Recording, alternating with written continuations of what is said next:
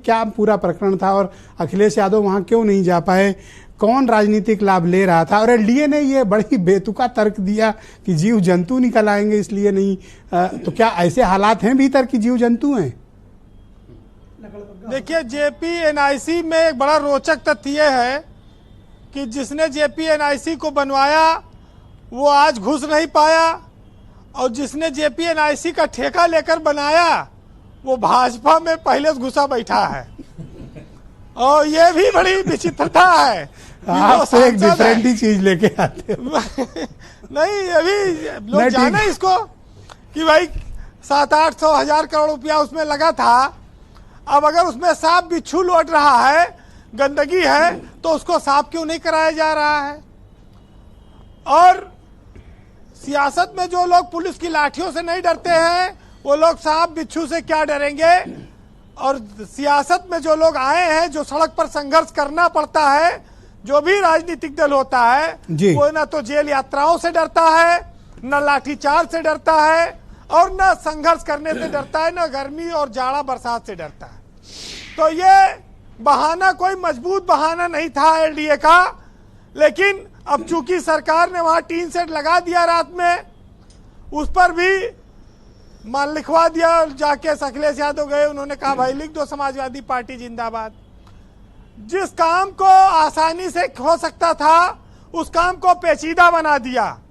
जिस प्रचार के लिए अखिलेश यादव को काफी यात्रा करनी पड़ती, धरना देना पड़ता, वो काफी पैसा खर्च करना पड़ता, वो मुफ्त में मिल गया। देखिए, जेपी के माल्यार्पण से न तो समाजवादी के कोवोट बढ़ता यहाँ और न भाजपा के कोवोट घटता। ये पता नहीं क्यों इसको इन्होंने रुकवाया। शायद अंदर स्थिति ठीक नहीं होगी, जो म्यूजियम बना है वो दुर्दशा में होगा, इस वजह से शायद इसको बाहर ना आए। चूंकि पिछली बार अखिलेश यादव गेट फांद गए थे, वीडियो बना दिया था, तो उससे शायद सोचकर अफसरों ने ये सोचा होगा कि ये ना जाए अंदर तो ठीक है। एक बात और ब्रजेश जी सामने आई है, हरियाणा चुनाव के बाद शायद ऐसा लगता है बीजेपी ने कोई रणनीति बनाई है कि पॉलिटिक्स का जो माइलेज है वो अखिलेश यादव को मिले, कांग्रेस को कम मिले। अखिलेश से ज्यादा भिड़ंत दिखाओ, कांग्रेस को लटकाओ, यूपी में कांग्रेस को पनपने न दो। इस वजह से भी शायद हो सकता है कि एंगल हो भाजपा के इसके पीछे कोई रणनीति हो जी।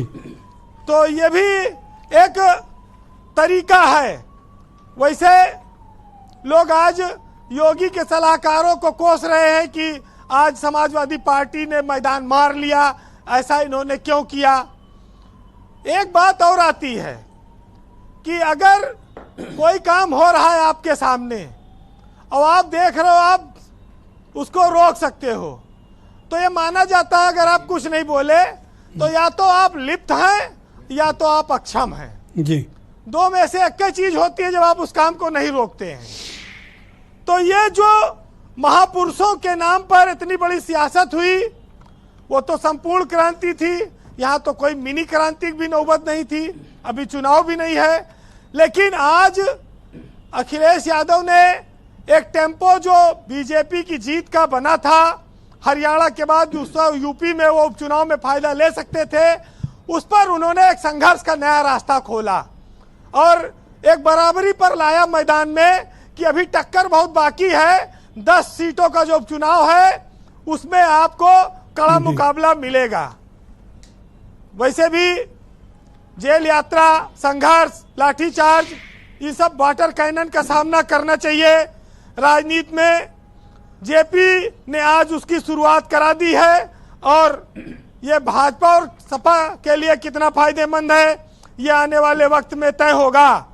लेकिन 800 करोड़ रुपया खर्चा हो गया जेपीएनआईसी में और जंगल अगर है वहां, तो इस जनता के पैसे की बर्बादी के लिए कौन लोग जिम्मेदार हैं, उनसे पूछताछ होनी चाहिए, उन पर कार्रवाई होनी चाहिए।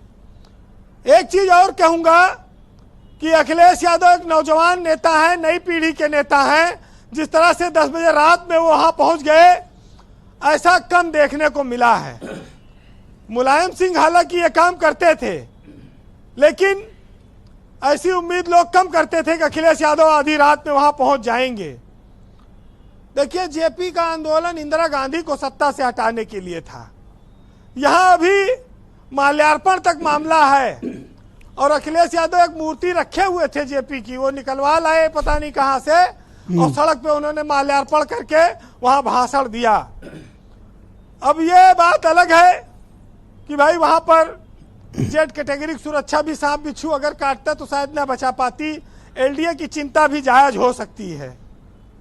लेकिन एक चीज ये ध्यान रखना होगा कि महापुरुष तो सबके हैं। अंबेडकर को सारे दल पूछते हैं क्योंकि वो वोट दे मिलता है वहां पर, दलित वोट के वो एक आइकॉन है। तो महापुरुषों के लिए मायावती भी एक स्मारक बना रही थी और उन्होंने भी बड़ा संघर्ष किया। तो स्वाभाविक है, भाजपा के अपने महापुरुष हैं, कांग्रेस के अपने महापुरुष हैं, महापुरुषों के लिए थोड़ी रियायत होनी चाहिए। वैसे जो लोग सड़क पर आंदोलन करने निकले हैं उनके लिए कहना मुनासिब होगा कि जब हौसला कर लिया ऊंची उड़ान का तो फिर फिजूल है कद देखना आसमान का। लेकिन यह भी तय है कि रात नहीं ख्वाब बदलता है, मंजिल नहीं कारवां बदलता है। जज्बा रखो जीतने का, क्योंकि किस्मत बदले न बदले पर वक्त जरूर बदलता है। बहुत शुक्रिया वीरेंद्र जी, बहुत बहुत धन्यवाद आपका हमारे साथ जुड़ने के लिए। अपनी ओपिनियन ग्राउंड जीरो